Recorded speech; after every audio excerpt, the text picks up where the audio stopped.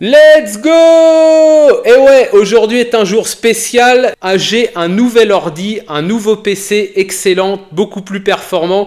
Et c'est parce que, en partie, je pense à vous, à votre confort visuel, à votre confort d'écoute, à une bonne qualité de divertissement. Et aussi, voilà, toujours dans l'intérêt d'explorer des nouvelles façons de voir le monde, des nouveaux points de vue. Voilà, pour s'enrichir et puis pour toujours remettre en question ce qu'on pensait être acquis. Et le PC que j'ai beaucoup plus sportif. Et ça tombe bien, parce que ça va être le sujet de la React d'aujourd'hui, le sport. Je pense qu'il y a beaucoup de gens qui me suivent, peut-être pas forcément régulièrement, mais je pense qu'on a des sportifs au moins amateurs, pas forcément confirmés ou professionnels, mais au moins amateurs. Et ça va être un peu l'objet précisément du podcast qu'on va regarder. C'est un podcast qui va mettre en scène deux protagonistes. Ça se passe sur la chaîne Biomécanique que certains potentiellement connaissent déjà. C'est une chaîne qui a accueilli, je crois qu'elle a accueilli Soral y est passé, il me semble que Delavier y est passé, je crois même que Dieudo y est passé. Alors c'est un peu bizarre parce que parfois il a des invités qui ont un rapport direct avec le sport, vu que lui s'intéresse beaucoup justement au mouvement sportif, comment éviter les blessures. Il a un peu une vision du self-made man qui, on va dire, utilise sa propre expérience comme étant une base de données. Voilà, il part de son propre point de vue, ce qui est malheureusement pas toujours forcément pertinent. Et il a un peu de laviériste dans la démarche, et il invite aussi voilà, des gens qui peuvent avoir des points de vue différents. Et là en l'occurrence il a invité Mathieu Burgalassi, qui est un mec de gauche que la gauche déteste. Alors je vais vous expliquer rapidement pourquoi. Parce qu'en fait il passe pour comme étant plus ou moins un droitard mascu infiltré, parce que voilà, déjà il fait du sport, donc ça c'est un problème apparemment, et aussi surtout parce qu'il a eu certaines takes, n'est-ce pas, certaines prises de position par rapport à l'immigration, où il dit que non, effectivement, il n'y a pas tant de maghrébins et de noirs en France, et c'est très bien. Et ça, en gros, ça a été assez mal pris par la gauche, et depuis les cancels. Mais ça, on s'en fout un peu, parce que c'est pas du tout l'objet de leur discussion. En gros, ils vont échanger sur la vision que l'on a de soi-même lorsqu'on pratique une activité sportive, à qui est destiné le sport, quel type de sport pour quel type de public, est-ce que c'est vraiment fait pour tout le monde, ou est-ce qu'il y a des gens qui vont être préférentiels sur cette discipline, sur tel ou tel type de pratique. Et ça va être assez intéressant. Et comme souvent en général, il y aura des bons points pour les deux parties. On va un peu commenter ça, ça va être intéressant. C'est parti. Le point de départ de cette vidéo, c'est Camille qui fait du sport. Premier truc à savoir, Camille, elle fait du sport. Elle fait du sport et elle fait un post sur Instagram pour parler de son rapport au sport, pour dire que c'est difficile, que c'est douloureux, qu'elle a du mal avec l'image que ça lui renvoie. Je la contacte, on se connaît, on parle souvent et tout, on se connaît, et en échangeant, en fait, je parle un peu de mon rapport au sport à moi. Et je lui dis, tu sais, moi, ça fait 27 ans que je fais du sport. J'ai fait de l'athlétisme pendant très longtemps, j'en ai fait à assez bon niveau, je suis allé en championnat de France, je viens d'une famille de sportifs, mon père il a fait les championnats du monde de course en montagne, mon frère il a fait les championnats d'Europe de steeple, j'ai grandi dans le sport, tu vois. J'ai jamais vraiment arrêté, à part une petite période à l'adolescence où je vivais seul avec ma sœur dans des conditions de précarité très très dures, donc j'avais plus vraiment ni le temps ni les moyens de faire un sport. Mais j'ai repris le sport après, justement après cette agression et dont je te parlais tout à l'heure, et je suis allé faire des sports de combat. J'ai jamais arrêté et je continue aujourd'hui à faire du sport régulièrement. Et je lui dis et pourtant, je sais pas, désolé, aujourd'hui, voilà, la journée, elle a été un peu, j'ai passé le dimanche au bord de l'eau, j'ai peut-être pris une insolation, donc voilà, j'ai le cerveau qui est potentiellement un peu déverrouillé, quoi. Non, j'ai pensé à cette chanson de con, désolé, voilà, je me ressens, on redevient sérieux. Tous les jours, je reçois des messages d'injures sur mon physique. Des gens qui disent corps de lâche, mais toi, ça se voit, t'as jamais fait de sport de ta vie, et je lui dis, le public de démocratie participative, typical, ça c'est clairement. Les mecs eux-mêmes sont pas capables d'aligner 10 pompes, mais effectivement, voilà, ils pensent qu'avoir des takes, on va dire, je sais pas quoi, d'espèces de droitards chelous, voilà, conspi, voilà, ça les met automatiquement, ça leur donne automatiquement la génétique, voilà, des statues grecques sur lesquelles ils fantasment, voilà. Non, mais ça c'est insupportable, je suis d'accord. Mais c'est marrant parce que toi, tu reçois, parce qu'elle reçoit la même chose, tu reçois des injonctions toute la journée à faire du sport parce que tu serais trop grosse, trop ci, trop ça. Donc tu t'es mis au sport et ça ne s'arrête pas. Et moi qui ai fait du sport toute ma vie, depuis que je parle publiquement sur les réseaux, je me fais emmerder quotidiennement, comme quoi je fais pas de sport, je connais rien au sport, je devrais pas faire de sport, etc. Et on se dit, on va faire une vidéo pour dénoncer ce mensonge, cette espèce d'arnaque totale sur les réseaux, ce que sont ces gens qui viennent comme ça et qui disent tu devrais faire du sport, mets-toi au sport, etc. au prétexte de la santé, alors parce que qu'ils c'est en un font, prétexte, ouais. et qui en fait ne sont là que pour humilier selon le fait qu'on ressemble ou pas à une norme corporelle, qui vont juste te juger, est-ce que tu rentres dans la case, est-ce que tu ressembles assez à ci, assez à ça, est-ce que ton corps... Franchement, je m'en battrais tellement les couilles. Moi, en général, la plupart des gens qui disent ça, ils sont incapables de courir 20 minutes sans s'arrêter, sans reprendre leur respiration, incapables d'aligner 10 pompes. Voilà, je veux dire... Tu sais, les mecs comme ça, normalement, tu les ignores, quoi. Mais c'est vrai que je comprends, en fait, on en revient au podcast que j'avais fait pour défendre Lucie et vous contre les petites merdes, les petits trous du cul masculins de merde qui harcèlent. En général, ces gens-là, qui cachent son identité, cachent sa laideur, en vérité, très souvent. Rentre dans une norme dominante. Et on se dit, on va faire une vidéo pour parler de ça. Et j'avoue que l'introduction de la vidéo, il est costaud. Il est costaud. On dit aux gens, mais vous nous faites chier. Vous nous faites chier. Arrêtez de venir toutes les 5 minutes nous dire dans nos putains de vidéos, on parle pas de ça. Va faire du sport, tu t'es vu, machin, et nanana, va bouger ton gras, t'es trop maigre, va te faire du muscle, machin, etc. Donc on fait une vidéo pour parler de ça, et on veut parler de l'injonction toxique. Je rappelle que dans la vidéo, à 10 secondes, il y a les préconisations de l'OMS sur le fait qu'il faut avoir une activité physique régulière. 10 secondes. Mais alors tu vois, tu fais très bien de remettre dans le contexte. Allez, bioméca là, vas-y. Qui était à la base personnelle, c'est-à-dire que vous vous adressiez au public en disant arrêtez de me dire ceci, de me dire cela. Je pense que ça a été interprété, et c'est comme ça que je l'ai interprété aussi, comme...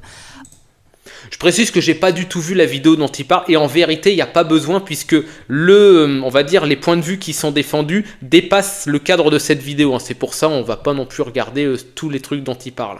Arrêtez de faire du sport de manière générale. C'est-à-dire que je comprends ce positionnement qui est j'en ai fait toute ma vie et pourtant j'arrête pas de recevoir un truc. Arrêtez de me faire chier avec ça. Déjà de 1, je fais ce que je veux, et de 2, vous n'avez aucune idée de ce que je fais dans ma vie. Je suis 100% d'accord. Et je pense qu'on a tous reçu des gens, à un moment donné, quand on a été visible ou public, on a tous reçu comme ça des critiques sur le physique facile. Tiens, tu sais pas t'entraîner, tiens, tu sais pas faire ceci, tu connais rien, ceci là, parce que visuellement, tu ne CF, tous les merdeux qui m'ont insulté quand je suis passé plutôt de gauche sur la question sociale, oui, tout à fait, qui viendrait jamais me le dire en face, oui, tout à fait, oui. Ouais, absolument, I can relate, comme disent certains. Tu ne correspondais pas à l'image de l'athlète, ça d'accord. Mais je pense que le message, ce qui a été pris par les gens, c'est un conseil généraliste, tu vois. Arrêtez de dire aux gens de faire du sport. Ça a été pris comme ça. Attends. Depuis quand il faut arrêter de dire de faire du sport. Tu vois, je pense qu'elle est là peut-être la nuance ou la distinction. Les gens ont entendu ça, mais moi quand je regarde la vidéo en entier, je me dis quand même... Si tu regardes la vidéo dans son ensemble, c'est quand même relativement clair de quoi on parle. On rappelle quand même plusieurs fois que oui, c'est pas mal de faire du sport et tout, mais qu'ensuite, on voulait aussi, et c'est ça aussi qui a été mal pris, on voulait aussi rappeler que sport, ça je pense que ça va te faire réagir tout de suite, mais sport n'est pas forcément synonyme de bonne santé. Il peut y avoir aussi une relation au sport qui est extrêmement toxique, où on se fait du mal, où ça, c'est on pas n'est faux, pas forcément dans une bonne approche, et que c'est aussi important d'en parler, et qu'en fait ce rapport sport-santé, faut peut-être le laisser aux professionnels. Et tu vois, moi ce que je voudrais, c'est à la limite dire aux gens, mais c'est cool de faire du sport, tout ça, etc. Oui, culpabiliser les gens. Est-ce que c'est vraiment utile? Est-ce que ça fonctionne? Tu vois, je suis même pas sûr que ça fonctionne. Non, ça c'est encore autre chose. Mais effectivement, il y aurait des données, comme quoi, oui, culpabiliser les gens ne fonctionne pas. Mais c'est encore autre chose. Mais j'ai oublié ce que je voulais dire, bordel. Alors, l'animateur là. C'est peut-être sur ça que tu voulais rebondir. Putain. Il y a des longueurs là. Alors. Ouais, mais j'avais un truc précis que j'ai oublié malheureusement. Ça va me revenir d'une minute à l'autre là, mais. Alors Get Good là, le coach là, il va taper là. Merde. Oui, non, sur le sport, la santé, je sais plus. Écoute. Voilà. Excuse-moi. Et voilà. Je pense à plein de choses. Et puis comme on enregistre en direct live et qu'il n'y aura pas de coupe, de toute façon, ça restera dans le podcast. Ce qui est honorable en vrai. Moi, je fais énormément de cuts. Non, c'est honorable de pas faire de pas faire de coupe réel. Oui, non, alors cette idée en fait que voilà, c'est bon, ça m'est revenu. Merci, tu vois, c'est dès que tu détaches un peu, ça revient tout seul. Cette idée que le sport peut être toxique, peut entraîner d'autres problèmes. J'en ai longuement parlé, j'ai fait plein d'épisodes sur ça, tu vois, sur la psychologie, et j'en ai fait des épisodes avec des mecs qui étaient dans le fitness, qui étaient dans la musculation, sur les dérives que ça peut entraîner en termes d'image, en termes de de dysmorphophobie, de dysmorphie visuelle, en termes de mal-être, en termes de... Je le vois, et puis j'en ai fréquenté beaucoup, je sais plus à...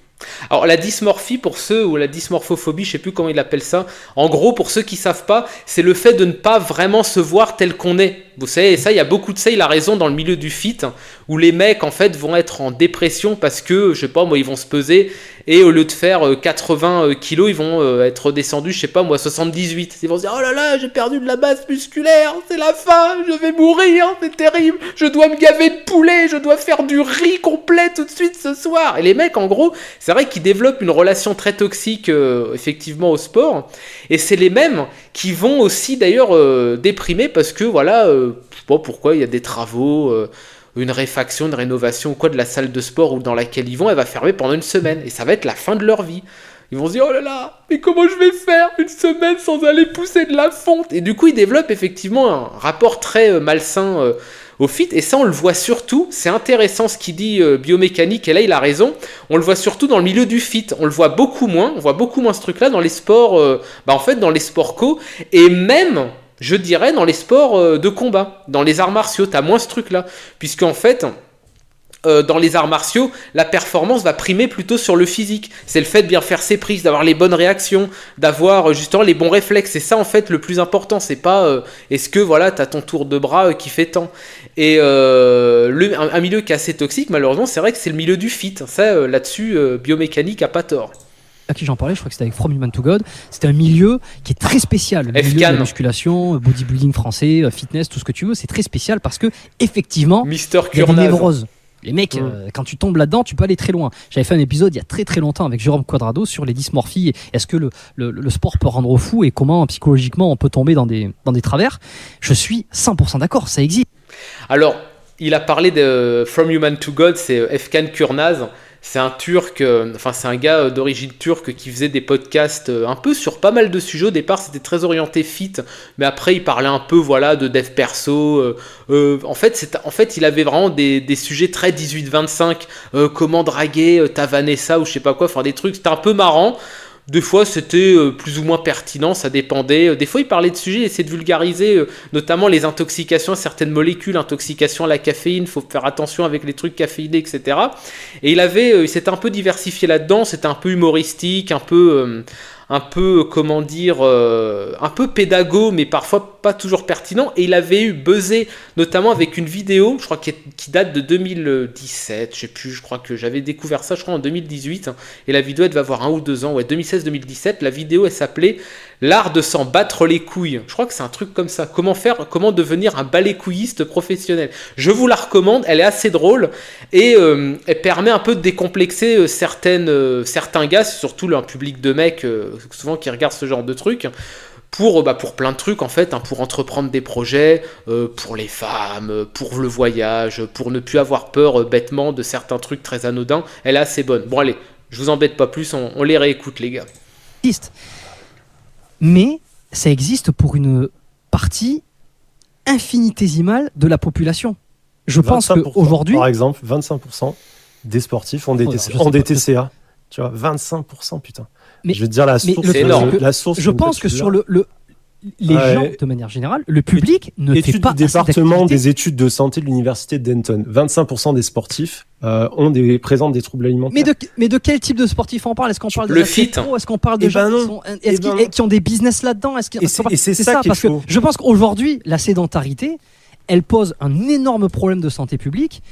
Et en fait, elle pose beaucoup plus de problèmes de santé que une minorité de gens qui tombent dans des excès sportifs. Alors évidemment, il faut protéger les excès sportifs, il faut protéger les problématiques, les dysmorphophobies, les dérives sectaires du sport liées à l'image. Ça, 100%, j'ai essayé d'en parler énormément à travers le podcast. Mais dans le grand public, il est beaucoup plus avenant de dire mettez-vous au sport que arrêtez de faire du sport parce que ça va vous procurer des problèmes. Mais je dis pas arrêter, je dis pas d'arrêter. Moi, je suis. Mais c'est le message qui est reçu. Moi, j'ai fait 2 vidéos sur le sport. Il a totalement raison, biomécanique. Après, ça va dépendre aussi à quel public tu parles. Est-ce que tu parles à un public, et ça va être aussi, on va dire, la discussion va suivre pas mal là-dessus.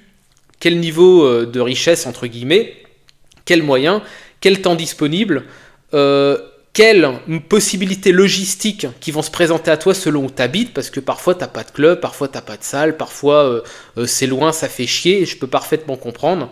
Effectivement, si simplement il s'agit de rester, on va dire de ne pas avoir de bedaine, d'être un peu athlétique, t'as pas besoin de salle. T'as juste à aller courir, tu fais des pompes chez toi, tu fais des tractions si tu as un spot de street workout qui est pas loin, des dips, voilà, il y a pas mal de choses qui sont faisables et t'as pas besoin d'une salle. Ça dépend aussi de ce qu'on vise. Et parfois, il y a un problème dans le fait de dire mettez-vous au sport. C'est un peu comme si tu balançais un truc comme ça aux gens et bah ils doivent le récupérer, ils savent pas trop quoi en faire. Oui, mais qu'est-ce que je peux faire moi? Est-ce que le vélo ça suffit? Est-ce qu'il faut que j'aille courir? Moi j'aime pas trop les sports co, ou alors à contrario moi j'aime pas trop les trucs individualistes, moi je préfère l'esprit d'équipe et tout. Ça va dépendre, et parfois les gens sont pris dans un quotidien un peu chiant et ont malheureusement pas trop le temps de réfléchir à ça. Il y a aussi pas mal de problématiques là-dessus, mais ça c'est assez deep en vrai comme sujet. Coup sur coup, donc la vidéo avec Camille et une autre vidéo sur les blessures sportives, parce que j'étais choqué de voir dans les commentaires des gens qui se revendiquent spécialistes du sport. Alors ça, tu connais peut-être mieux que moi, mais les spécialistes autoproclamés d'Instagram qui n'ont comme diplôme que leur seul physique et qui viennent dispenser des conseils sans jamais avoir pris le temps de lire ne serait-ce qu'une étude. Merci, mais c'est non. Oui, Ouais, les fameux guerriers sur Call of Duty, les spécialistologues, hein. Oui, on connaît les malaisologues qui te disent que voilà, il faut pas soutenir l'Ukraine parce que voilà, tous les géopoliticons sur GPTV ont dit que c'était des salauds d'occidentalistes, hein, voilà. En fait, apparemment, il y a les mêmes gogoles qui parlent de sport, de machin. Les Casas Novas, en fait, un peu du feed, quoi, j'imagine. Ou d'avoir pratiqué, ou d'avoir de l'expérience, ou d'avoir fait des... Voilà, une vraie expérience. Surtout ceux qui viennent dire qu'ils peuvent se substituer à des médecins, à des kinés. J'en ai eu plusieurs, et des gros comptes où je vais sur les vidéos et je vois, plus besoin d'aller voir un kiné avec ma méthode, plus besoin d'aller voir ci, plus besoin d'aller voir ça. Je suis là, attention à la dérive. Non, mais... Et donc ces gens-là, ils disaient, Il est gentil de dire attention à la dérive. Moi, en fait, je crois que j'ai jamais signalé de contenu sur YouTube. J'ai signalé une fois un contenu parce que j'estimais que potentiellement ça pouvait être dangereux. C'était un mec genre Casas Novas, mais encore plus radical, qui te disait prépare-toi tel jus, ça va guérir tel type de cancer. Je suis désolé. Je pense que pour le bien de tous, j'ai bien fait de signaler ce contenu. Je crois qu'il a été supprimé parce que tu vas tomber sur quelqu'un qui est littéralement désespéré. Il va voir ça, il va y croire et en fait, il va être cané dans 3 mois, tu vois. Et jamais signalé de contenu politique, jamais. Même les liptards que je déteste, je ne signale pas parce qu'ils ont le droit de s'exprimer, il n'y a pas de problème.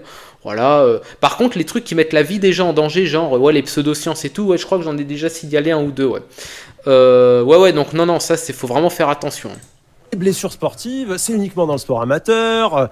Dans le sport professionnel, c'est pas dans le sport amateur. Vous dites n'importe quoi. Les excès du sport, c'est que dans le sport professionnel. C'est faux. Là, moi, je me suis dit non, je vais faire une vidéo sur ça et je vais prendre les données. Et les études sont formelles. Les dérives du sport touchent autant les amateurs que les professionnels. Un exemple, le dopage. 1 million de sportifs amateurs en France se dopent dans des proportions supérieures aux professionnels. C'est pas le problème du sport. Pour moi, c'est pas le problème du sport. C'est pas le problème du sport. Ils se dopent. C'est le problème du dopage. Ils se dopent. Mauvaise foi, là. Pourquoi ? C'est assez intéressant, d'ailleurs. T'es de mauvaise foi biomécanique, quand même. T'as un peu de mauvaise foi. Le dopage, tu vas le retrouver dans... ça, c'est un truc qu'on constate dans 2 types d'activités. T'as le sport et t'as la guerre, en fait, concrètement. Là où les drogues, ça va plutôt être des psychotropes pour te faire, en gros, pour te rendre apathique. C'est-à-dire, en fait, voilà, tu n'as plus d'émotion quand tu tires sur un être humain, en fait. Quand tu tires sur quelqu'un, voilà, pour te rendre vraiment... En fait, c'est comme une lobotomie chimique temporaire, en fait. Et la pervitine, typiquement, voilà, compris les soviets, compris les nazis, etc. Voilà, la pervitine... Il y avait aussi un truc que prenaient les mecs en Irak, je sais plus le nom, je crois que c'était un truc assez proche. Et dans le sport. Après, tu as des sports qui sont moins touchés. Le cyclisme est ultra touché. De plus en plus, le rugby, c'est assez étonnant parce que voilà, il y a un petit côté sud-ouest, un petit côté foie gras. Bah non, malgré tout ça, malgré le côté foie gras et malgré le côté magret de canard, non, il y a aussi du dopage dans le foot aussi, de plus en plus. Et il y a des sports où il y en a un peu moins. Je crois que la natation, il y en a moins. Il me semble que tout ce qui va être genre aviron et tout, il y en a moins parce qu'en fait, il y a un peu moins d'enjeux, il y a moins de sponsors, il y a moins d'enjeux en fait à turbo performer, quoi. Et en gros, par exemple, typiquement, le cyclisme, les seuls mecs qui se dopent pas, c'est ceux qui sont même pas en queue de peloton, ils sont 20 km derrière le peloton, quoi, littéralement, quoi. Mais par contre, sur le fait que les amateurs se shootent énormément, oui. Et pour ceux qui font de la muscu, pour ceux qui font du fit, tu les reconnais à quoi ? C'est les mecs, tu sais, quand tu vas dans le vestiaire te changer, quand les mecs sont torse nu, c'est ceux qui ont en fait des genres de boutons d'acné dans le dos. Ça, c'est du stéro. Ça, c'est des traces de stéroïdes. Et faut clairement, moi je le dis, ne faites jamais ça, ça vous coupe les burnes. Quand vous en abusez trop, c'est un pacte avec le diable, en fait, dans plusieurs années, après, potentiellement, tu peux dire adieu à tes gonades, quoi. Alors le pourquoi ? Déjà, ils se dopent plus que les pros, les amateurs. Incroyable. Ils se dopent plus tout simplement parce qu'ils sont moins soumis à des contrôles, ils savent moins bien ce qu'ils font, donc ils se dopent dans des proportions supérieures. C'est terrible. Hein. Et la raison du dopage, c'est pas tellement la performance. C'est ça qui m'a assez étonné dans les études que j'ai lues. C'est l'esthétique, c'est l'image. C'est exactement ça. C'est correspondre à une image. 100% d'accord. Et tu vois, ça, pour moi, on peut pas dire que c'est pas une dérive. Tu vois, c'est une dérive qui existe dans le monde du sport et on doit la prendre à bras le corps. On doit dire, ok, dans mon club, là, moi j'ai été prof de boxe. Tu vois, j'avais jamais pensé à ça. Je me suis jamais dit, mais putain, dans mon club, en fait, il y a peut-être des gamins qui sont en train de se doper pour essayer de ressembler aux professionnels qu'on entraîne, parce qu'ils ont l'impression que ça va pas assez vite, parce qu'ils ont l'impression qu'ils devraient ressembler à ci ou ça. Et en fait, c'était juste un tabou. Personne n'en parle jamais. Mais il faut en parler. Si on n'en parle pas. Oh non, si. Tout le monde. Ça doit dépendre des milieux. Mais il y a des sports, tu vois, moi, l'athlétisme et les sports de combat, c'est deux milieux où je trouve que la question du dopage, en MMA, elle est un peu traitée. En boxe, les gens en parlent quasiment pas. En athlé, les gens en parlent quasiment pas. Je sais qu'en musculation, c'est un débat qui est un peu plus ouvert quand même. Ouais, de fou. Ouais, qui est très ouvert depuis plusieurs années. Mais encore une fois, j'ai l'impression qu'il y a une espèce d'amalgame ou d'englobalisation de tout un truc. C'est le problème et le dopage. Le problème est le dopage et la prévention du dopage et expliquer les effets, expliquer pourquoi. C'est pas le sport. Aujourd'hui, j'ai quand même l'impression, j'ai pas les chiffres, c'est quand même lié. Je suis pas statisticien ou quoi que ce soit, mais la sédentarité, le manque de sport et le manque d'activité physique tue plus, crée plus de maladies, absolument, crée plus d'impotence que les blessures et les dérives extrémistes liées au sport. Je pense que le travail doit être fait sur ces extrêmes-là. Moi, je trouve que c'est un peu... c'est pas terrible en fait, de mettre les deux en parallèle, parce que pour moi, c'est pas la même problématique. C'est pas la même problématique, c'est même pas le même public. Le gars qui est un peu en embonpoint, qui est un peu gros, voilà, qui est un peu bedonnard, en gros, si tu lui expliques simplement comment être un peu moins bedonnard et que voilà, le gars il va voir soit un coach ou quoi qui lui mitonne un petit programme tranquillou qui peut adapter par rapport à son temps de travail ou quoi que ce soit, si le gars a vraiment un planning un peu casse-couille, en vrai, ce mec-là, il va pas se doper. C'est pas forcément le même public. Alors, je trouve que le parallèle est pas forcément pertinent. Et oui, bien sûr, la sédentarité, c'est un vrai problème, mais c'est aussi là-dessus qu'il faut travailler, même prendre des solutions collectives là-dessus, multiplier les clubs, voilà, les salles, rendre ça accessible en termes tarifaires, parce que c'est putain de cher. Je suis désolé, une salle de fit, même en Pologne, c'est cher. En France, j'imagine même pas. Et faut que ça soit accessible à plus de monde, et il y aura plus de monde qui ira, ça c'est clair. Hein. Sur l'anti-blessure, sur la prévention, sur l'ouverture d'esprit, sur la compréhension, tu vois, sur les extrêmes. Et je pense que là où il y a eu une énorme friction, c'est que le message a été « le sport est un problème ». Ça a été perçu comme ça. Et je l'ai perçu comme ça en premier. Et pourtant, je suis pas... J'ai pas vu le truc, je peux pas dire. Qui manque de nuances, de discernement ou quoi. Mais ça a été qu'à un moment donné, il y a deux combats. Il y a le combat qui vise à mettre en activité physique et au sport le plus de gens dans la population et celui d'éviter qu'ils tombent dans des extrêmes. Et je pense que c'est deux combats différents. Et la manière dont le message est passé, il a été passé comme ce problème-là, en fait, voilà, on va le mettre pour tout le monde et on va arrêter de faire du sport parce qu'en fait c'est le sport le problème. Mais c'est pas le sport le problème, c'est pas l'activité physique le problème. Je pense que c'est ça qui a fait rager beaucoup de monde. Peut-être c'est ça qui a fait rager les Thibaut InFite, les Major Mouvement, tout ça. Ils se disent à un moment donné, non, c'est pas le message. Non, le message est pas bon là. Le message est pas bon. Parce qu'en fait, ça va rassurer. Les calculs sont pas bons, Kevin. Là, va bouger ton cul un peu là. Non mais c'est qui commande là? Merde, enfin. Attends, excuse, je termine juste là-dessus. Après, je te laisse dérouler. Parce que le message qui va sur les sportifs. Les gens vont se dire mais qu'est-ce qu'il raconte? Et sur les non-sportifs, ils vont se dire oh ben formidable, j'en branle pas une et apparemment c'est dangereux. Raison de plus pour pas m'y mettre. Ah bah, C'est pas faux. Un mec qui effectivement pourrait, en fait, il suffirait d'une pichenette, vraiment d'un petit tacou comme ça, d'une petite, on va dire, un petit pousson dans le dos pour que le gars démarre une activité. En plus de ça, les gens, il y a aussi un truc, c'est qu'ils ont des représentations hyper fausses de la sportivité, d'une activité physique quotidienne. Pour un mec qui est un peu bedonnard, qui a juste envie de sécher un peu du bide, il y a vraiment pas grand chose à changer en style de vie, vraiment pas grand chose. Il faut simplement, par exemple, en général, c'est des conseils généraux, mais des trucs qui marchent un peu sur tout le monde, aller courir entre 10 et 15 minutes par jour, faut pas plus que ça. Par contre, le faire tous les jours. Trouver un créneau pour aller courir 10-15 minutes, mais y aller, hein, attention, hein, voilà, un rythme assez soutenu, quoi, 10-15 minutes tous les jours. Et tu vois les premiers résultats au bout de 2-3 semaines. Ça va très vite en vérité. Et évidemment, voilà, éviter de se gaver le soir. Il y a des trucs aussi, les gens bouffent beaucoup trop le soir, se gavent beaucoup trop le soir et ont des repas bien trop riches, bien trop gras, bien trop dégueulasses, tu vois. C'est le midi qu'il faut manger, principalement, c'est pas le soir. je pense pas qu'on va arranger la population. Tu vois, Moi, déjà, je pense que c'est ça le souci. les retours que j'ai, parce que j'ai pas eu que des retours négatifs, hein. Il y a eu la shitstorm, donc ça crée un effet d'appel, mais qui a été beaucoup mise en scène par des très gros comptes qui ont embarqué beaucoup de monde avec eux. Mais derrière, depuis, j'ai eu beaucoup d'autres retours, notamment de professionnels, de sportifs professionnels, notamment en escalade, de personnes qui sont des kinés, qui sont des professionnels aussi dans leur métier, qui n'ont pas grand chose à gagner, hein, parce que c'est des personnalités pour la plupart qui ont leur cabinet, qui exercent en libéral et qui ne vendent rien avec leur image publique. Ouais, ok. Qui m'ont dit merci. Qui m'ont dit, mais en fait, c'est des sujets. Merci dont on a besoin Mathieu, de parler, merde, parce que enfin. la réalité, c'est que cette injonction, non pas au sport, parce que l'injonction, les gens qui viennent nous dire, corde lâche ou Camille, t'es une grosse, va faire du sport, etc. Enfin, c'est de la grossophobie, c'est ultra violent. Ces gens qui viennent tenir ces discours-là, est-ce qu'ils incitent quelqu'un à faire du sport et à bien le faire? Ils injurient ces gens. Ils injurient ces gens. Et du coup, à un moment donné, ces gens-là, en fait, ils repoussent hors du sport énormément de gens aussi. Et ensuite, sur la question, je vois ce qu'il veut dire. La question du sport, en fait, pour moi, je ne distingue pas la pratique sportive du sport. Ce que fait le sportif, c'est le sport. Je suis bien d'accord que techniquement, le cyclisme, c'est un sport sans dopage. Mais si on regarde la pratique sportive telle qu'elle est aujourd'hui, c'est un sport avec dopage. Donc il faut prendre. Et ça fait très longtemps.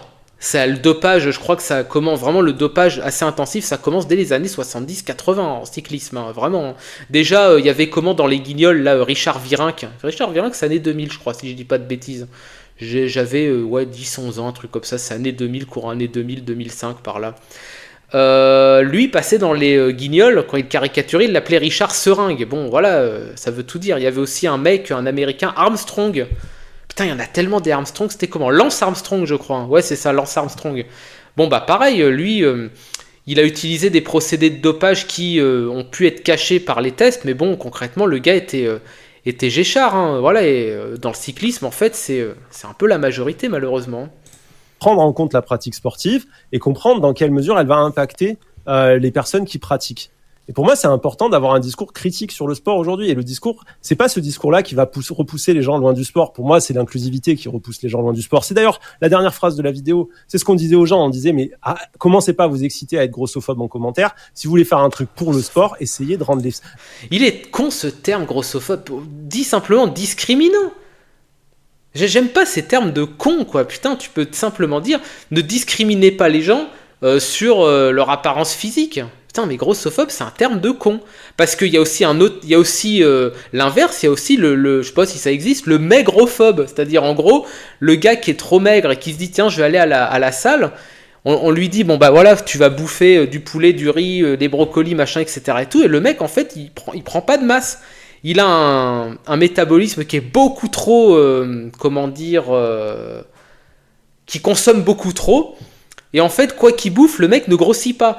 Et c'est encore plus complexant pour des mecs qui vont à la salle. Moi, je les vois, par exemple, à la salle où je vais, les gars qui sont extrêmement maigres, bah, des fois, quand ils passent devant un miroir, ils se regardent, ils font un peu comme ça et tout. C'est eux, en vérité, ils sont beaucoup plus complexés, je pense, que les gens en surpoids qui, eux, vont perdre, pour le coup. Eux, ils vont perdre. Alors, il y a certains facteurs qui font que tu perds moins vite, mais en général, tu perds. Le gars qui est très maigre, en général, lui, il va pas prendre et lui, il va complexer plus. Donc c'est un peu con de dire grossophobie, c'est la discrimination sur le physique en général. On va faire une petite pause. J'ai été me baigner, les gars. J'ai été me baigner. Alors là, on est début mai. La flotte, elle est turbo-glaciale. Elle est hyper froide. Et ben, j'ai quand même été me baigner parce que il faut être un peu aventureux et parce que voilà, c'est un peu être un bonhomme, voilà, que de faire des trucs un peu comme ça, voilà, un peu marrant. Et bah écoutez, on se retrouve, on va faire voilà une petite pause et on se retrouve juste après ma baignade. Bon, ok les gens, donc là contexte, on est le 10 mai, on est début mai, l'eau est à moins 8000, j'ai promis que j'allais me baigner dans une eau turbo froide, on doit être à même pas, allez je vais dire 12-13 degrés, tu vois. Mais Grattard a peur de rien, voilà, et c'est pour ça que vous suivez cette chaîne, hein. C'est pour ça que vous suivez les insineries du Grattard en pod. Là je mens pas, hein. Là j'ai pas encore rentré les parties difficiles, n'est-ce pas? Et là on va avancer tout doucement. Oh, putain. Ah ouais. Aïe aïe aïe. J'ai dit que je m'engage à le faire, je le fais.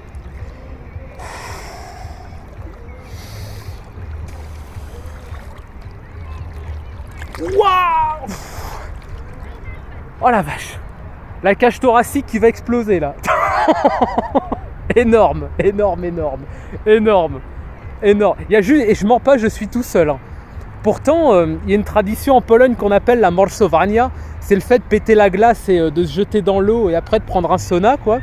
Mais bon, ça je le ferai pas, hein. Perso, je le ferai pas parce que bon, c'est pas forcément super bon, je pense, pour la santé. Par contre, paraît-il que l'eau très froide, ça aide à la circulation sanguine. Par contre, en ce qui concerne les parties prénatales, je pense qu'elles sont pas trop d'accord avec ça. Ah voilà monsieur, ça c'est le peuple, hein, voilà. Le peuple, il va se baigner dans l'eau à 8 degrés et il chope une angine. Non mais alors, qui c'est qui commande là, enfin? Voilà, ces noix sont ici depuis 1000 ans et veulent rester collés au fond de l'eau encore pendant 1000 ans. Ce ne sont pas des nomades prédatrices. Et il n'y a vraiment personne. Je fais le tour, voilà, je vous mens pas. Dans l'eau, je suis tout seul. Il y a du monde un peu à la plage, mais globalement, il n'y a pas encore suffisamment de motivation. L'eau n'est pas encore assez chaude pour que les gens soient motivés à se baigner. Non, moi j'aime bien, voilà, il n'y a personne, c'est trop bien, il n'y a personne. Et en fait, une fois que tu y es, bah ça va. Voilà, tiens, on va faire une petite nage comme ça, là. Hop. Ah non, c'est vrai que par contre, là, nager avec un seul bras, ça va être compliqué, quoi. Il y a un signe, voilà, derrière, c'est bon signe. Voilà. Donc, bah écoutez, voilà, je crois que plus tôt que je m'étais baigné, ça devait être, je crois, c'était fin avril, je crois que c'était l'année dernière. Et c'était encore plus froid la flotte que là. Et je pense qu'à mon avis, c'est un défi qui est marrant à être relevé. Ah voilà, pour ceux qui veulent essayer et qui trouvent que l'eau elle est trop froide, alors clairement pour y rentrer c'est pas facile.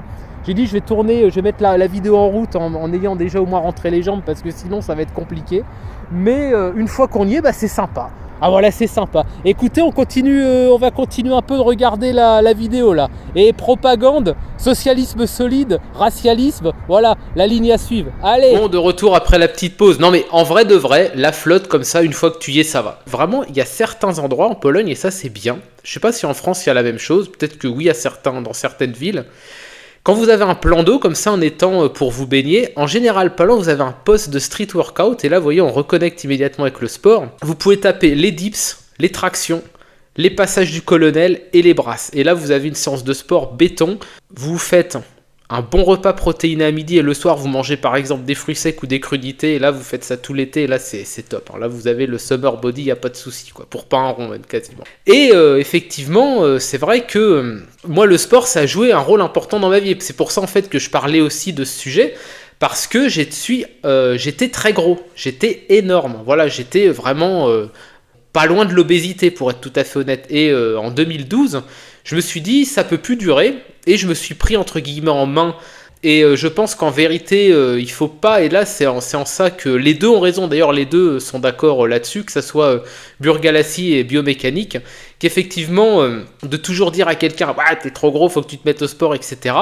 Bah autant ça peut avoir une petite incidence, autant en général le mouvement, le vrai mouvement qui va enclencher le mécanisme, il va venir de son fort intérieur, de soi-même. Voilà, on se trouve une raison. En fait, il faut une raison. Tant que tu n'as pas une vraie raison, bah tu vas pas t'y mettre. Et souvent même la santé, ça peut être très con ça pourrait paraître très con ce que je veux dire, mais n'est pas une vraie raison pour beaucoup de gens. Beaucoup de gens vont se dire ah bah non, j'aimerais faire du sport parce que il y en a, c'est tout con, mais certains c'est pour sociabiliser.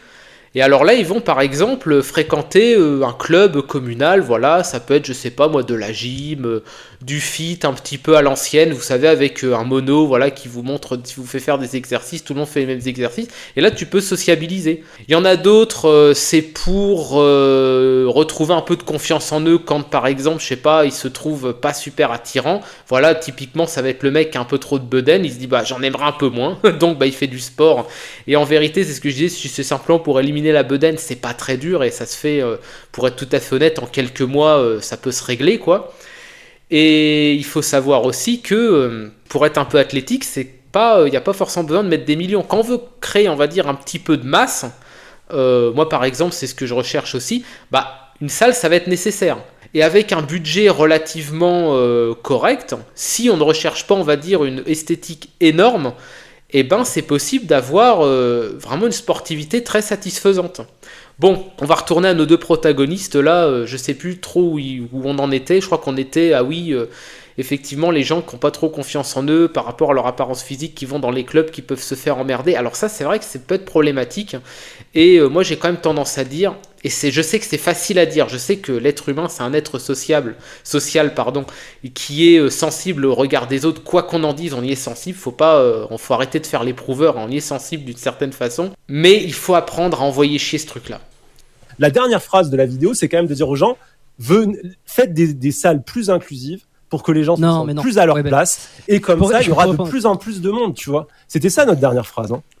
Je peux répondre sur ça parce que j'ai fréquenté pas mal de salles de sport et j'ai fréquenté beaucoup de gens qui font du sport. Sur le problème de l'inclusivité, j'y mettrai quelques doutes ou en tout cas quelques guillemets, parce que si tu veux, dans une salle de sport, c'est l'endroit où il y a le plus de gens différents, ça, c'est vrai. là où tu es le plus facilement accepté. Ça dépend. C'est-à-dire que dans une salle de sport, ça dépend où.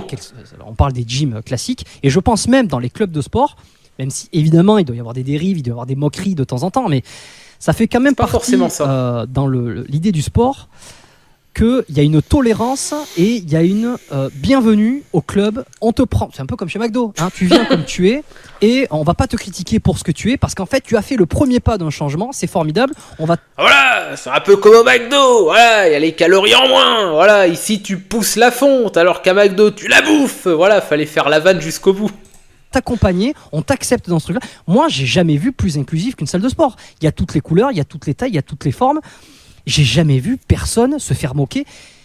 On ne trouve personne dans une salle de sport qui se moque ouvertement de quelqu'un par rapport à son physique. Ça n'arrive pas. Ouais, si on se moque de quelqu'un, c'est parce que les exercices qu'il fait sont tellement du n'importe quoi, et la plupart du temps, tu sais quoi, les pratiquants, ils sont sympas, ils viennent te voir et ils t'expliquent que tu fais n'importe quoi. C'est pas se moquer, ça. Dans son inclusivité, j'ai mis des doutes là-dessus. Après, il a raison, biomécal, c'est vrai. J'ai pas toute le planisphère, tu vois, j'ai pas l'ensemble. Et un peu de la même manière, tu vois, que est-ce que on a vraiment envie de dire les patriotes, d'une manière générale, sont des extrémistes qui vont tuer les étrangers ? Ah oui, parce qu'en fait, alors oui, ce que j'ai pas dit, c'est qu'en gros, le podcast, il est hyper long. Leur entretien, il est hyper long. Et moi, j'ai sélectionné des passages qui font vraiment référence à la pratique du sport, à qui pourrait faire tel type de sport et tout, parce que je trouvais ça intéressant. Ils ont parlé de plein d'autres sujets qui, concrètement, sont un peu chiants, sont un peu gonflants et sont pas intéressants pour la thématique sportive. Hein, voilà, donc effectivement, c'est pour ça qu'il fait un rappel par rapport à des sujets qu'ils ont évoqués précédemment, mais bon, bref.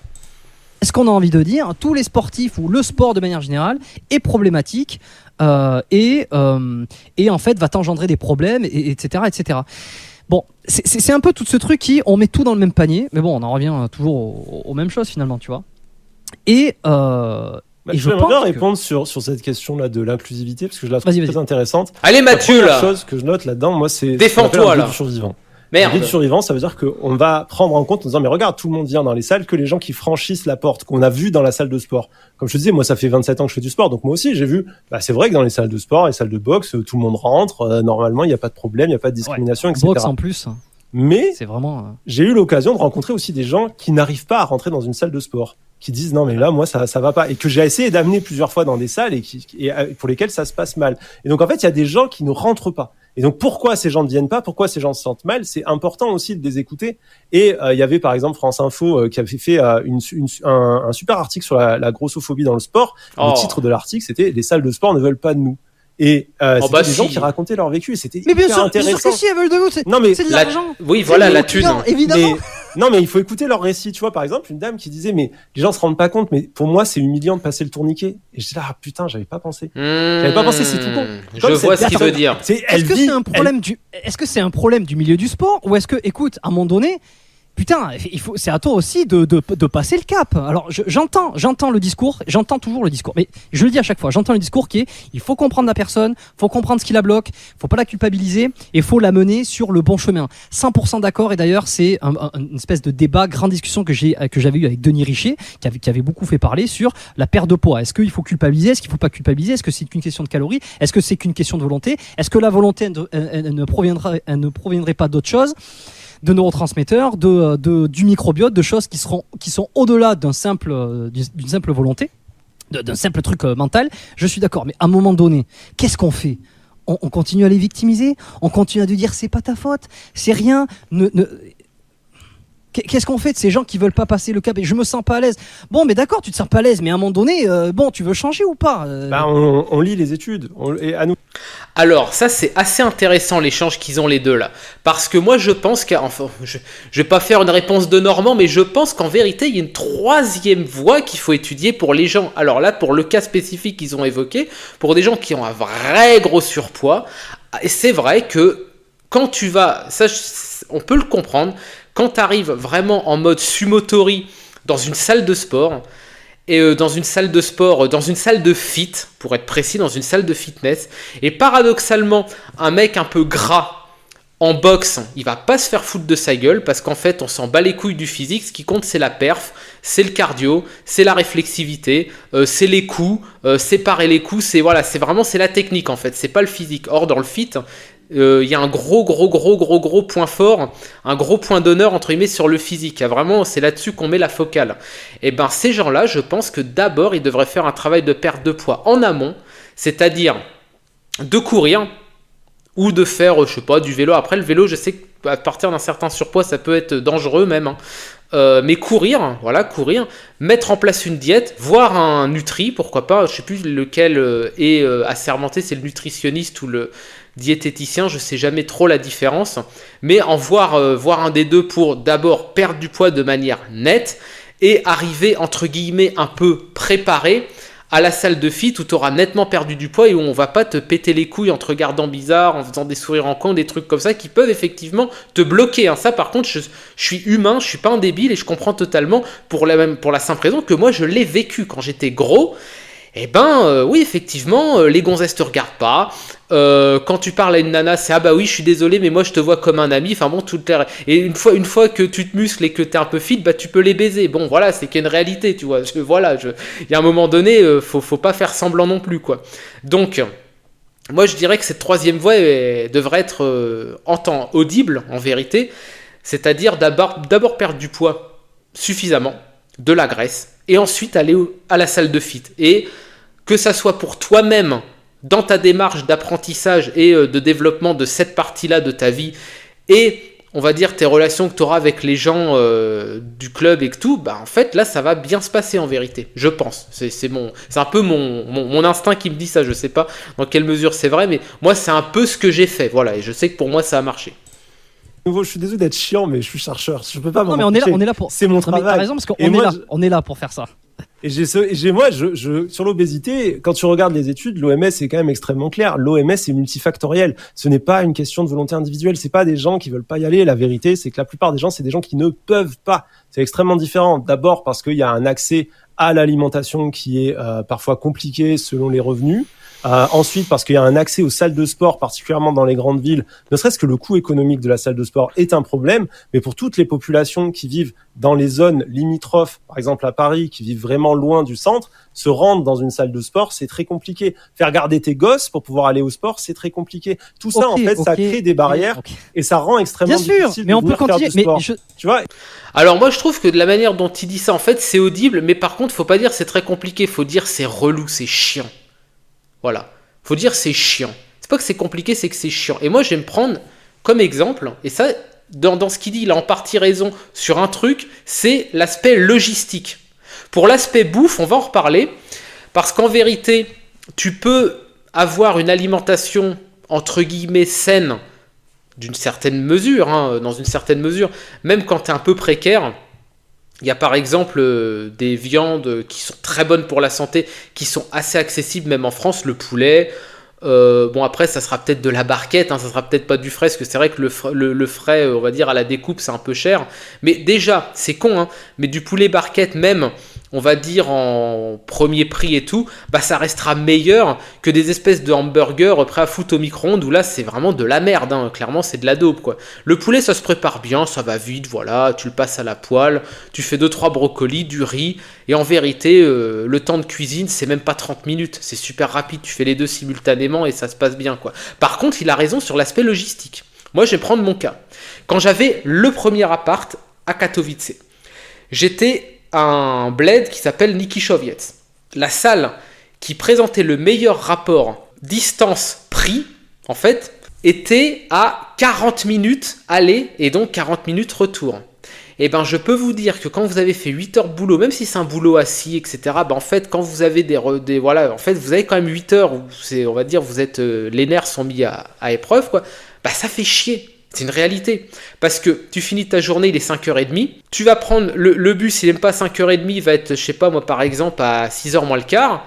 Ensuite, il faut changer.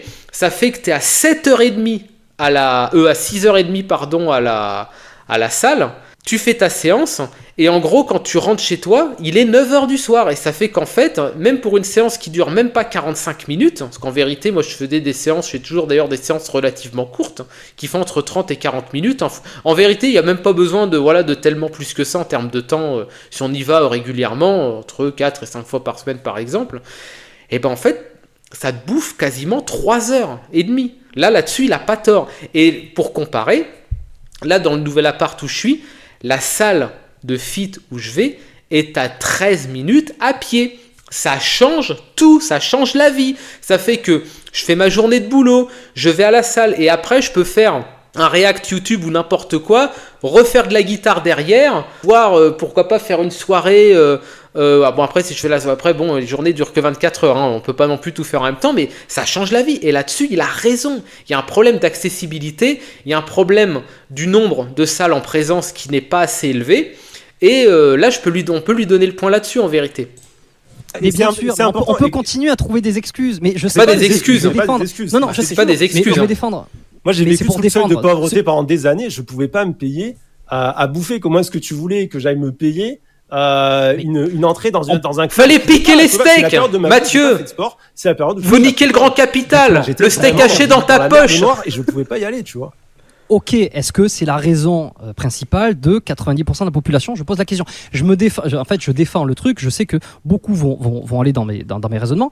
Qu'est-ce qu'on fait? On continue à trouver des excuses à chaque passage? Parce que si tu me dis... C'est pas des excuses, oui, c'est des j'ai pas de quoi me explications. payer de la bouffe pour truc. Bon, et encore, il y a moyen de faire un panier qui va coûter beaucoup moins cher que d'aller bouffer des pépitos. Et Ça, c'est vrai. Ah, là, il a raison. Parce que je peux vous dire que même moi, quand j'avais pas une thune en France, je bouffais correctement. Voilà. Honnêtement, encore une fois, je reviens à ma viande de poulet, je suis chiant avec ça. Ça va, c'est accessible. Le riz, c'est accessible. Même le bon riz, voilà, le riz complet, le basmati, le riz, je sais plus comment on l'appelle, parfumé, voilà. C'est accessible, voilà, faut pas déconner. En vérité, la junk food coûte plus cher. D'ailleurs, quand j'avais fait ma capsule, que j'étais à Betom, voilà, que j'avais fait la Zapiekanka à Betom, où j'expliquais que même McDo, emblème suprême de la junk food, bah un McDo maintenant ça coûte cher.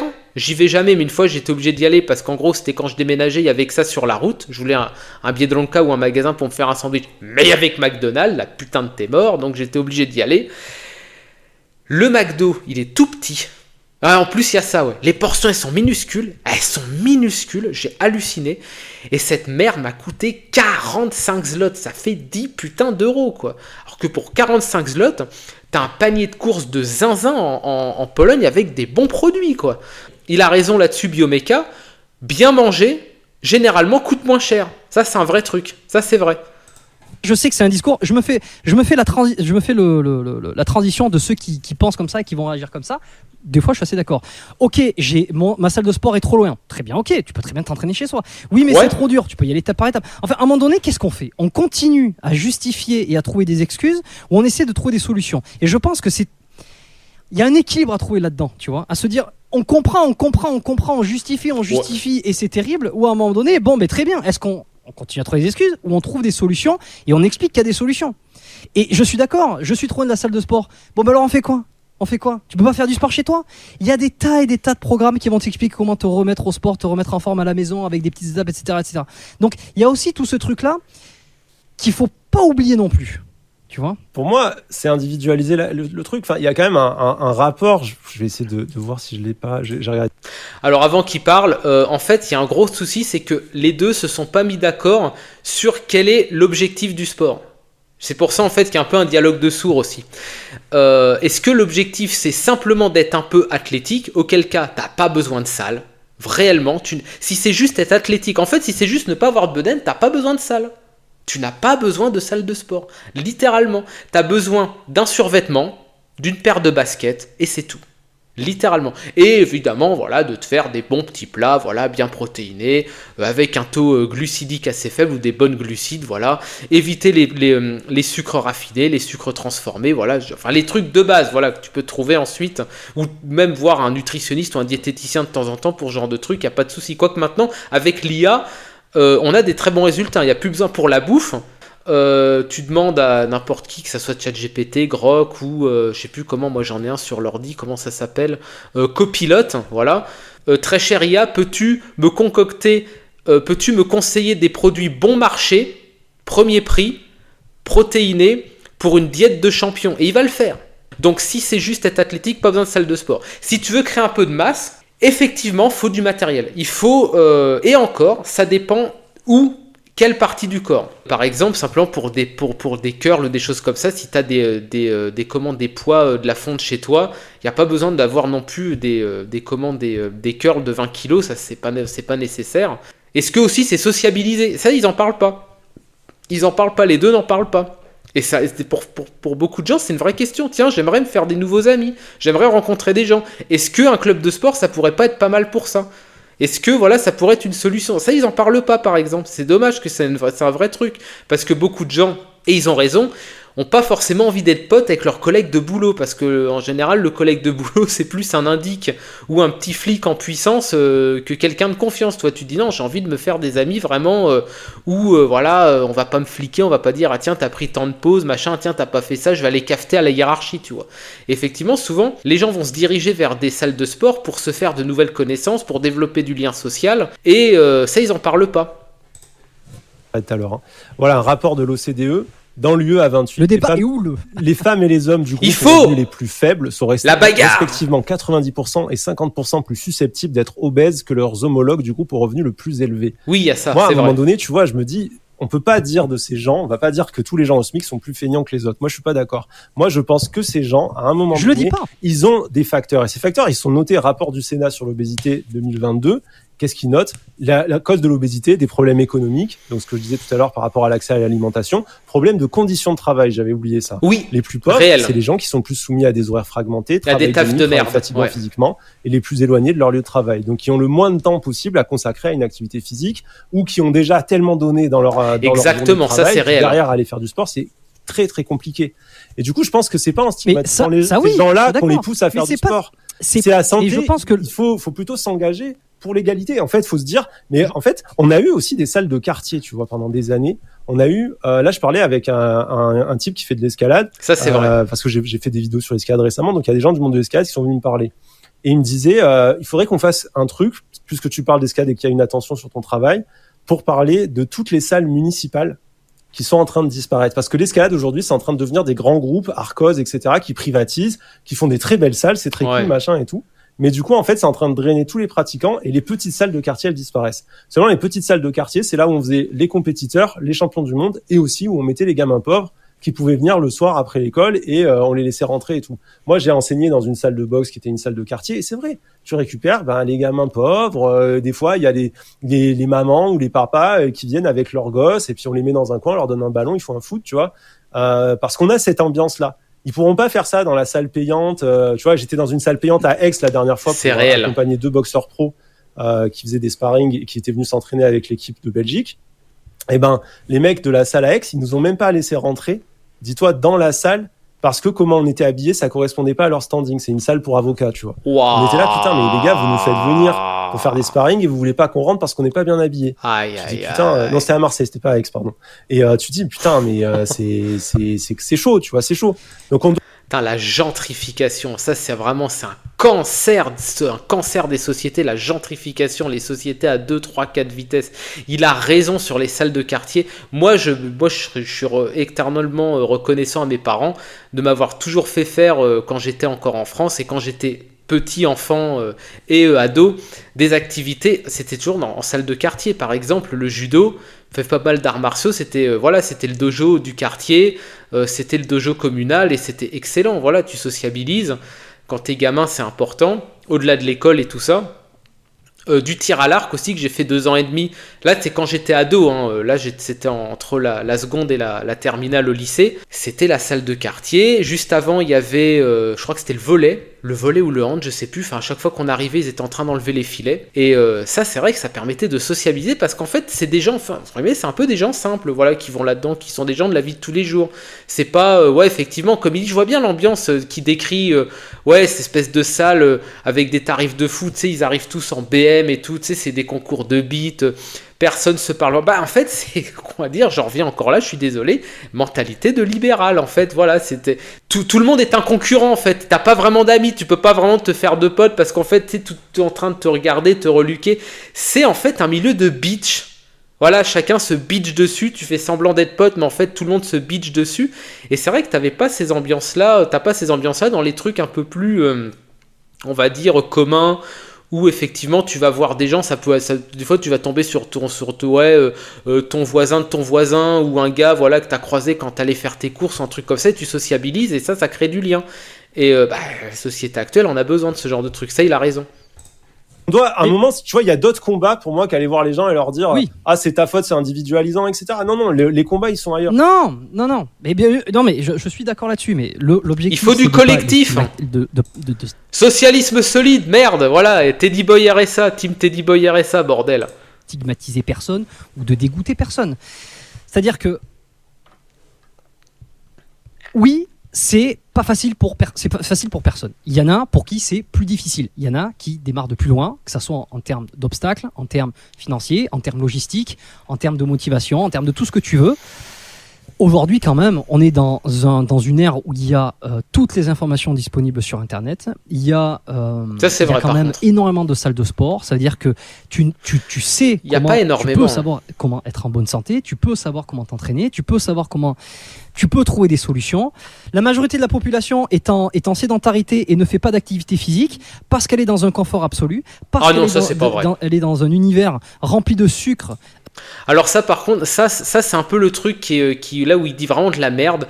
En fait, il ressort, il essaye de faire passer un espèce de discours un peu dev perso en contrebande. Mais d'ailleurs c'est intéressant parce que t'as beaucoup ça chez comment on appelle ça un peu, les millénaristes, les annonciateurs de la décadence. Oui, l'Occident dans un confort absolu, alors qu'en fait, un truc tout con, il n'y a jamais eu autant de locataires. Il y a de moins en moins de propriétaires et des locataires même qu'à un âge parfois avancé, après 50 ans, etc. et tout, alors qu'il y a les moyens, par exemple, pour que les gens, il y a assez d'appart vides et tout, et en fait, les gens louent, ils sont en précarité en vérité. Donc, il n'y a pas de confort absolu, donc c'est faux. En plus, les gens, précisément, qui ne font pas d'activité physique, qui n'ont pas accès aux salles de sport, sont les gens les plus précaires. Donc là, il dit de la merde. Là, c'est vraiment, pour le coup, c'est un peu con. Là, Et c'est vraiment parce qu'il tenait un discours qui était relativement pertinent, auquel on pouvait se raccrocher, même dans une perspective un petit peu dev perso. Effectivement, si vraiment tu veux te prendre en main en termes de bouffe, l'IA va t'y aider. Mais là, c'est un peu naze. Ce qu'il a dit est très con, en vérité. Et qu'il la maintient dans ce truc-là. Qu'est-ce qu'on fait de plus ? À un moment donné, il y a des salles de sport, il y en a partout.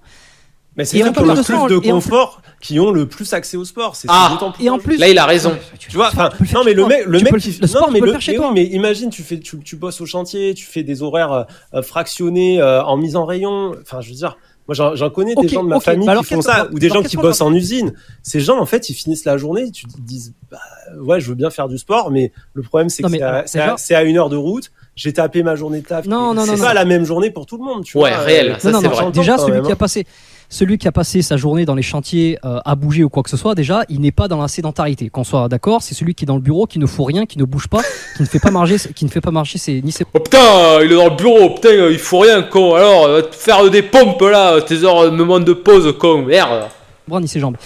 Maintenant, derrière, qu'est-ce qu'on fait? On leur dit qu'il faut pas faire de sport parce que ça risque de les mettre ça risque de leur provoquer des problèmes, qu'en fait, il faut pas qu'ils fassent de sport, qu'il faut arrêter de les emmerder avec ça. Je trouve que c'est un message qui va contre la santé des gens. C'est que je suis d'accord qu'il faut comprendre le contexte général, qu'il faut prendre en compte l'individualisation. Mais moi, ce que je vois, c'est que les comptes sportifs, évidemment qu'il y en a certains, c'est des tarés, ils te disent n'importe quoi, mais de manière générale, les majors mouvements, les Thibaut InShape, ces gens-là t'encouragent, te donnent envie, te donnent des solutions. Ouais, Thibaut InShape est bon pour ça. Ça, c'est vrai. Ça, c'est réel. Ils segmentent personne. Même si c'est un énorme macroniste insupportable, pour cette spécificité-là, effectivement, il est assez pédago et il explique que c'est vraiment pour tout le monde en vérité. Ça, c'est très bien. Ils discriminent personne. Au contraire, ils ont des discours hyper inclusifs. Je dis pas aux gens de pas faire de sport du tout. Moi, je dis au milieu du sport, attention à ne pas non plus tomber dans un espèce de système de tabou où Ouais. la moindre critique posée à une injonction au sport ou au fait de faire du sport devient, ah mon Dieu, un appel à la sédentarité. C'est ce qu'on nous a fait à Camille et moi, et c'était un problème. C'est d'autant plus un problème que quand on lisait les commentaires, en fait, on nous injuriait exactement comme ce qu'on critiquait dans la vidéo. Non mais ça c'est des Le débiles. nombre de commentaires qui étaient là en c'est des disant débiles. ah la grosse et le maigre, il ferait bien d'aller faire du sport. Juju Fitcat, elle est venue commenter là une là. petite séance de CrossFit, ça vous ferait du bien. Mais tu les bloques, on n'en parle plus, ils n'existent pas, c'est des cafards. Alors, par rapport à ce qu'il dit effectivement sur le fait que on attend souvent des sportifs une forme physique spécifique, il a pas tort. Et d'ailleurs, c'est marrant parce que son discours rejoint un peu Papacito de ce qu'il disait, je crois que c'était un grand entretien de 2018, il me semble, où il expliquait qu'en fait, les gens... En fait, il avait un peu le discours de Burgalassi, ils sont assez proches, au moins là-dessus, je parle, vraiment sur ce sujet-là. C'est qu'en gros, Papacito disait... Là, on voit tous les petites merdes là sur les réseaux qui insultaient ce grand boxeur. Alors, je sais plus de quel boxeur il parlait parce qu'en fait, un Mexicain.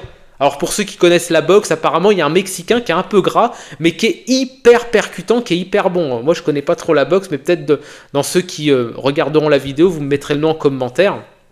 Il disait, putain, lui, il met des parpaings dans la gueule, il est un peu gras, et les gens, ils sont cons parce qu'ils pensent parce qu'il est gras, en fait, il peut pas aligner les parpaings. Et en fait, il avait raison. Effectivement, c'est pas parce que tu as du gras que c'est forcément discriminant. Tu peux être turbo musclé, tu peux être un tank en dessous, et il n'y a pas de souci à avoir un haut niveau de sportivité. Ça, c'est tout à fait réel. Hein. Moi, j'ai rien contre, hein, vas-y, amène-moi faire du CrossFit, ce sera pas un souci. Du sport, j'en fais. Bah, écoute, J'ai pas de j'espère, problème hein. avec le sport. Tu vois, j'espère voir ce fit. le fit, Mais non, mais tu veux du fit 4, ça n'aurait aucun sens. En fait, je pense que ce qui a beaucoup énervé les gens, c'est d'avoir deux personnes qui ne sont pas dans le milieu sportif, en tout cas professionnellement, donner un conseil ou une recommandation ou presque c'est un conseil qui va à l'encontre de ce que la majorité de la population aurait besoin pour se sentir mieux.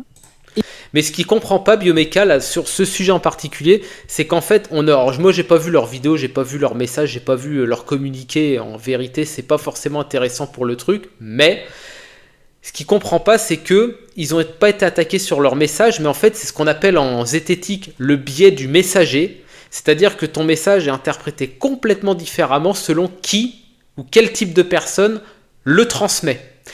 Et en gros, ça a été mal pris parce que eux n'ont pas encore que bon, lui il est fit, je vois pas trop ce qu'on lui reproche. Voilà, l'autre apparemment elle est un peu grasse et à la limite on s'en fout. En gros, c'est parce que ça venait de gens qui n'ont pas effectivement les critères qu'on attendrait de gens qui poussent de la fonte ou je sais pas quoi, et que potentiellement, si des gens même amateurs avait mis ce message-là en étant sculpté, le message serait passé, il n'y aurait pas eu ce harcèlement. C'est ça qui veut dire Burgalassi, mais que Biomeca n'a pas forcément saisi. Alors après, c'est vrai que des fois, quand tu es dans un débat comme ça, un échange, même voilà, ça débat pas vraiment, c'est une conversation qui est somme toute relativement calme.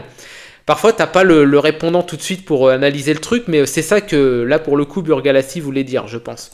Et pour améliorer sa santé, sa condition physique. Je pense que c'est ça qui a agacé. Mais sauf que les gens qu'on ciblait, c'était typiquement les profs de sport et ces gens-là pour leur dire arrêtez de sortir du bullshit sur la santé des gens et commencez à assumer et à faire une séparation entre je dis à quelqu'un les préconisations de l'OMS et je dis à quelqu'un là tu corresponds pas à la norme physique parce que t'es trop gros, parce que t'es trop scié. Il y a un exemple qu'on prend dans la vidéo sur ça, c'est les sportifs professionnels qui sont stigmatisés parce que ça c'est un vrai souci. Et ça, moi, c'est les gens du monde de la muscu qui n'ont pas entendu. C'était en mode, ah non, mais tu peux pas dire ça, mais parce que je crois, au fond, mais c'est pas la problématique du sport. C'est leur fonds de commerce. Ah oui, il y a ça aussi, ça c'est vrai. Thibaut Inchep, Major Movement, c'est ça qui vend aujourd'hui. C'est vrai. Major Movement, il est kiné de base, mais aujourd'hui, c'est quelqu'un qui vend des formations. Oui. J'avais regardé ça dans un live qui est disponible. Absolument. Si les gens ils veulent voir. L'aspect lucratif, c'est vrai. Qui sont des formations où il y a écrit perdre du poids. Major Mouvement. C'est là-dedans, c'est dans cette dynamique-là. Mais ceux qui sont en surpoids, on les laisse en surpoids et on les laisse crever de diabète. Mais là, non, c'est pas ce qu'il dit. Les recommandations de l'OMS. Alors filer du sucre. Et personne n'est là pour leur expliquer en quoi le sucre c'est mauvais, en quoi il faut bouger et comment il faut bouger. Mais tu vois ce que tu dis, c'est dans la représentation. Daniel Cormier, tu l'aurais vu sans savoir qu'il était champion. Tu lui aurais dit mais toi tu dois faire du sport, on va arrêter de te filer du sucre, etc. et tout. Daniel Cormier, Fedor Emelianenko, qui était pareil, un monstre, de cardio, de physique, etc. et tout. Il y a un souci de normes et de représentation. Le corps, ils sont pas dans la extrêmement santé, maigre, etc. et tout. Non. On va te dire non mais ça c'est le corps. C'est ce qu'il dit Major Mouvement dans sa vidéo. Hein. Il dit oui voilà le corps il doit être assis, il doit être à ça, c'est ça le vrai corps. Et il fait référence au corps des Instagrammeurs, etc. Ouais, je vois ce qu'il veut. Ouais. C'est n'importe quoi. Enfin, il y a toutes sortes de corps dans le sport en plus. Le sport, c'est une diversité de corps extrêmement. Ouais, ça c'est vrai que le sport c'est une diversité de corps. Oui, en gros, l'apparence physique moyenne, c'est vrai que bon, il n'y a pas de normes, etc. Mais d'un mec qui fait du feed va pas être pareil que d'un cycliste, que d'un mec qui fait du tennis, que d'un mec qui fait du tir à l'arc, que d'un mec, je sais pas moi, qui fait du foot ou d'un rugbyman ou quoi. Ça par contre c'est réel. Oui, de fou. Personne dit qu'il faut pas dire aux gens en surpoids de pas se bouger le cul, au contraire. Mais en fait, ce que dit et les deux, en fait, c'est marrant parce que les deux, ils ont un constat similaire. Comment il s'appelle c'est même pas son nom. Je l'appelle Biomécanique, mais c'est pas son nom. Biomécanique nous dit que, en fait, c'est un peu des solutions individualisantes. Et Burgalassi est favorable à, on va dire, une prise de conscience collective et des solutions un peu plus collectives. C'est ça, en gros, ce qui va les opposer, même s'ils sont plutôt d'accord en vérité sur la finalité. Différent, quoi. Tu verras jamais. Alors, il faudra m'appeler le jour où tu vois quelqu'un qui fait 120 kilos, qui a des boutons partout et qui est incapable de, je sais pas moi, de faire 20 marches d'escalier. Ça me fait tellement penser à un mème. Il y a un mème comme ça là, le mec derrière son écran qui fait 300 kilos et qui a plein de boutons. Je n'ai plus. Bref, vous voyez lequel je veux dire. Je le mettrai peut-être en post-prod parce que la description qu'il fait, ça m'a fait penser à ça. Avoir tous les marqueurs biologiques au top du top. Moi, je reprends l'exemple. Je trouve que Daniel Cormier, c'est un super exemple. Prenez l'exemple de Daniel Cormier. Mais Daniel Cormier était dans la performance MMA. Ce n'est pas du tout un modèle de santé publique, de ce qui est recommandé par tout le monde. C'est un modèle de sportivité. Un mec qui peut faire 5x5 rounds en MMA en poids mi-lourd, puis en poids lourd, qui a été champion olympique de lutte. C'est quand même quelqu'un qui est représentatif du modèle sportif. Le sport construit du muscle, naturellement, beaucoup de muscles profonds, des muscles assez durs, mais ne construit pas forcément par rapport à l'effort qui est demandé un corps qui correspond à la norme. Et ça, beaucoup de sportifs, quand ils s'entraînent, le vivent comme une frustration. Ouais, je vois ce qu'il veut dire. Le gars, c'est que les sportifs américains aujourd'hui, ils ont une activité à côté et qui est en fait tout simplement, ils vont avoir leur entraînement sportif, donc ils vont être largement dans les normes de santé, mais le corps qui va en sortir ne correspond pas du tout à la norme dominante. Et derrière, mais c'est quoi ? Qu'est-ce que c'est que la norme ? Ils vont faire de la musculation, ils vont s'entraîner, ils vont s'infliger des diètes qui devraient pas s'infliger. Des fois, d'ailleurs, ça nique les performances. Ça, je l'ai vu plusieurs fois. Alors ouais, ça c'est pareil, les nutri-nazis de fou avec les diètes. Les mecs qui vont taper une dépression parce qu'un jour dans la semaine, ils ont bouffé un muffin. Oh ! L'erreur ! le blasphème, l'hérésie. Le gars a craqué. Il allait dans faire ses courses, voilà, prendre son poulet, ses brocolis, ses haricots verts, etc. Putain, je repense pareil à la vanne des haricots verts de comment ça s'appelle, de Maître Yoda. Ah là, si j'ai dit 200 grammes de haricots verts, il va pas mettre 202 grammes. Ce gars-là, c'est une fusée. Mais Lorenzo, c'est pas ça. Lorenzo, c'est n'importe quoi. C'est du poulet plein d'huile. Plein d'huile, le poulet. Et donc, pour en revenir au truc, ils vont un jour craquer sur un muffin. Ils vont taper une dépression. J'ai mangé un muffin. Certains même se font vomir. Je veux dire, ils ont un rapport ultra malsain à la bouffe. Moi, par exemple, 1 ou 2 fois dans la semaine, un gros bout de Siernik. Pour ceux qui connaissent, là, les gros cheesecakes polonais, c'est hyper bon. Mais moi, des fois, je fais ça, il n'y a pas de problème. Il n'y a pas de problème. Et ils ont un rapport malsain à eux-mêmes, à la pratique sportive, à leur reflet dans la glace, à la bouffe, à plein de choses. Aux gens aussi. Beaucoup, hein. Voilà, ils ont des sociopathies de fous et tout. Et au final, ils vivent pas ça de manière saine. Le sport, ça doit être vécu de manière saine. Voilà, faut pas oublier que tu y vas d'abord pour évacuer, t'amuser, passer un bon moment, parler aux gens autour de toi, voilà, être un peu simple, être un peu humble, et arrêter d'être un espèce de mec là qui se prend pour je sais pas quoi alors que tu ne l'es pas, quoi. Parfois chez les boxeurs, parce que ils veulent avoir la jolie photo Instagram. Et ils ont en plus une raison professionnelle de le faire, c'est que les sponsors, maintenant, ils cherchent ça. Ça s'est pas mal vu dans le surf ces dernières années, où il y a eu vraiment le surf en plus qui se sont énervés, qui étaient dans le top 10 mondial et qui les cheveux longs là, Bryce the Knife allaient récupérer le sponsoring Rip Curl parce que ça correspondait mieux à l'image de la surf girl voulue par les marques. Si on voyait un mec avec le corps de Cormier qui faisait la même activité physique que Cormier et qu'on se moquait de lui en disant qu'il n'est pas sportif, ce serait quand même un problème. Parce qu'en réalité, ce type, c'est un niveau de sportivité que la plupart d'entre nous, mais même que 99,9% des gens n'atteindront jamais au monde. Double champion de l'UFC quand même. Oui, mais en fait, il y a un mélange de tout là, entre la performance, le corps, la santé. On mélange. Évidemment que non. La santé et j'ai du mal avec ce mot. Ce que prodigue, ce que promeut. Faudrait que je regarde une bonne fois pour toutes. Je vais me faire tailler. Oui. Alors, je vais regarder de suite. Taille une chemise hawaïenne, une autre. Elle est sympa, remarque sa chemise. Faudrait que je m'en trouve une comme ça aussi. Bon, mais promulguer. Voilà, ce que promulguent les majors mouvements ou ceux qui parlent de santé. Je vais citer personne. C'est évidemment l'activité physique, c'est la musculation, c'est un peu de cardio, c'est l'alimentation qui va avec. On n'a plus le droit de dire ça. On n'a plus le droit de dire qu'il faut faire attention, que si tu veux être en bonne santé, si tu veux vivre plus longtemps avec une meilleure qualité de vie et avec une plus grande longévité, il va falloir faire du sport, il va falloir faire de l'activité physique régulière, il va falloir faire attention à ce que tu manges et il va falloir avoir les bons aliments et faire les bonnes actions. On n'a plus le droit de dire ça. Le dire à des gens qui font déjà du sport, qui font déjà attention à leur alimentation, qui mais sont déjà dans une bonne relation aux choses, c'est pas normal. Non, pourquoi faire chez Camille? Il parle aux autres gens, il parle aux autres gens. Non. Je suis déjà sportif, Camille aussi. Aux autres gens. On fait déjà du sport. C'est autre chose. Tu vois, là, c'est des gens, ils essayent de nous sortir du sport plutôt que nous y faire rentrer. On est déjà sportifs. Ça, c'est des débiles. Tu vois? Ça, c'est des débiles. Les gens qui viennent te critiquer sur ton physique et te dire ce que tu devrais faire alors que t'as rien demandé et qu'ils n'en ont aucune idée de ce que tu fais en back-office, c'est des débiles. Évidemment, c'est des gens qui sont matrixés, qui ont une vision comme ça. Santé, moi j'ai que des retours positifs. J'ai des kinés, j'ai plein de gens, des médecins. C'est parfait, Mathieu. Voilà, nickel, banger. Tu vois, fitness, le fitness m'est tombé dessus. Ça c'est vrai. Ça dépend à qui on parle. Je suis pas étonné. On parle et quel message on a envie de faire passer. Je pense que aujourd'hui, il y a. Est-ce que ça ne rassure pas? Attends, un dernier truc. Est-ce que ça ne rassure pas? Parce que ça, j'ai envie de t'entendre là-dessus. Est-ce que sur la grande majorité de sédentaires qui vont être en contact avec ce message ne risquent pas de prendre ce message comme bon, ça va, j'ai pas besoin de faire des efforts. Bon, mais ça va, j'ai pas besoin de me foutre la rate au courbouillon. J'ai pas besoin de trucs parce que finalement, il y a des risques. Donc en fait, il vaut mieux que je reste dans mon canapé à 18h le soir et que je fasse rien parce qu'en fait, j'ai pas envie de développer des TCA. Et c'est mieux que je sois dans mon confort et c'est mieux que j'aille manger mon petit Häagen-Dazs devant Netflix ou quoi, parce que de toute façon, si je me mets à faire du sport, je vais commencer. Est-ce qu'il n'y a pas un risque que les gens le prennent comme ça? Moi, je peux répondre oui.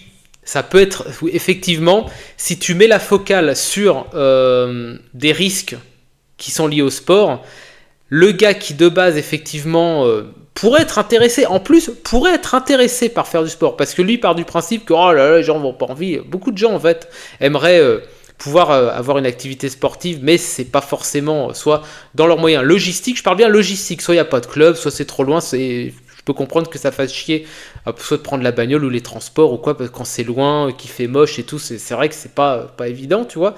Il part du principe que les gens vont pas vouloir bouger, mais, bordel, j'ai le droit, quelqu'un qui pourrait avoir une fausse idée sur une pratique sportive, s'il entend d'abord les risques, etc., et tout, il va dire ah en fait je vais pas m'y mettre. Et ça c'est vrai que ça peut avoir un effet dissuasif contre-productif. Je pense que c'est vrai. J'ai pas d'études, j'ai absolument aucun recul là-dessus, etc. Je pars du principe qu'effectivement j'en connais des gens comme ça autour de moi. Tu peux leur dire ce que tu veux. Ils vont te dire ah mais de toute façon nanani nanana. À un moment donné, c'est vrai que tu as aussi un peu envie de les secouer. Moi je suis d'accord.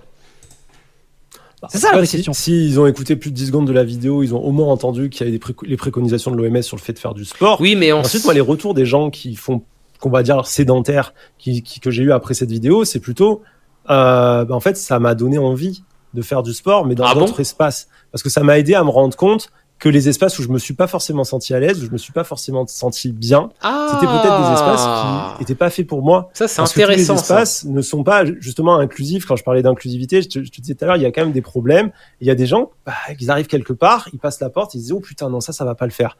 Et moi, ça par contre, je comprends l'idée. Effectivement, t'es pas obligé de faire du feat, tu peux faire du volley, tu peux faire du badminton, tu peux faire de la natation. Voilà, ça je comprends tout à fait. Et effectivement, il faut trouver son activité. Voilà. Après, encore une fois, ça dépend. Il y en a qui n'ont pas forcément envie d'en faire et qui n'ont pas forcément non plus besoin d'en faire parce que voilà, ils ont de base un bon métabolisme, etc. Mais encore une fois, j'insiste, il s'agit simplement d'être pas bedonnard. Et moi, je suis plus bedonnard. Ça, d'ailleurs, j'ai jamais trop été bedonnard depuis, je dirais, une bonne douzaine d'années, voilà, j'ai plus de bedaine, je suis plus bedonnard et ça c'est cool. Il suffit, je le redis, d'un survêt, d'une paire de pompes, de manger le plus protéiné possible avec des bons légumes, des fruits c'est... On oublie souvent aussi les fruits secs, les dattes, les pruneaux, les abricots séchés, etc. C'est hyper bon. Et effectivement, il n'y a pas forcément besoin de salle quand c'est comme ça. Après, si c'est pour sociabiliser, Sportco, c'est pas mal, c'est pas trop cher, c'est des licences qui sont pas trop chères, genre de truc. Et on va finir là-dessus, les amis. Voilà, on va finir là-dessus. Bon, sportif, pas sportif, laisse un commentaire. Et d'ailleurs, je serais intéressé de savoir si certains d'entre vous ont une expérience particulière, que ce soit dans un club, une révélation personnelle. Je dois me mettre à courir parce que j'ai du gras, parce que je suis essoufflé, parce que je suis quand même encore jeune, j'ai la trentaine, mais pourtant je suis essoufflé, j'ai mal je sais pas où, etc. et tout. Il faut que je me bouge le cul, un petit peu. Ça serait intéressant, vous mettiez ça en commentaire. Je pense que c'est un sujet qui pourra intéresser pas mal de monde. Et j'ai envie de dire à la prochaine et propagande!